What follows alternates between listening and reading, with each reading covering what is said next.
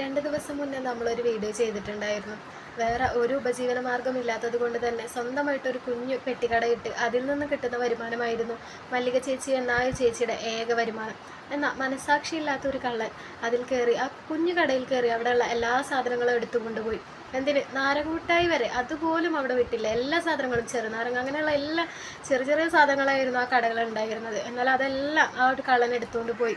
എന്നാൽ ആ ഒരു കള്ളം കാരണം ഇപ്പോൾ ഈ മല്ലിക ചേച്ചിയുടെ തലവര തന്നെ മാറി എന്ന് വേണം പറയാൻ. കുറച്ച് നാളുകളായി നമ്മൾ മലയാളികൾ ഏറെ ഇഷ്ടപ്പെട്ടുകൊണ്ടിരിക്കുന്ന നമ്മുടെ ബോച്ചയാണ് മല്ലിക ചേച്ചിക്ക് സഹായമായി എത്തിയിട്ടുള്ളത്. മല്ലിക എന്തോ ഹാപ്പി അല്ലേ? ഹാപ്പിയാ, സാറിനെ കണ്ടപ്പോൾ ഒരുപാട് ഹാപ്പിയാ. കൈ പിടിച്ചോ. വിത്ത് പെർമിഷൻ.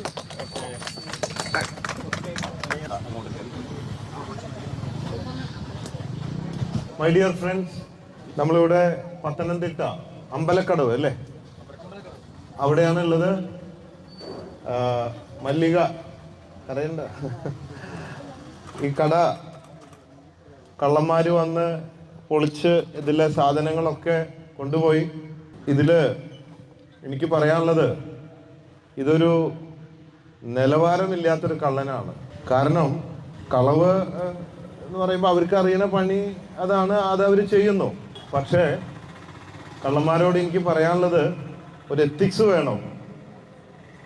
ഇത് ഒന്നുമില്ലാത്ത ഈ ചെറിയ കടയിൽ കടം വാങ്ങി സ്വരൂപിച്ച കാര്യങ്ങളൊക്കെ ആയിട്ട് ഇതിലെ നാരങ്ങ മിഠായി വരെ എടുത്തുകൊണ്ടുപോയി എന്നുള്ളതാണ്. അപ്പോൾ ഒന്ന് ആലോചിച്ച് നോക്കിയേ, ഒരു തരി ബാക്കി വെക്കാതെ. അതാണ് ഒരു എത്തിക്സ് ഇല്ലാത്ത കള്ളനാണ്.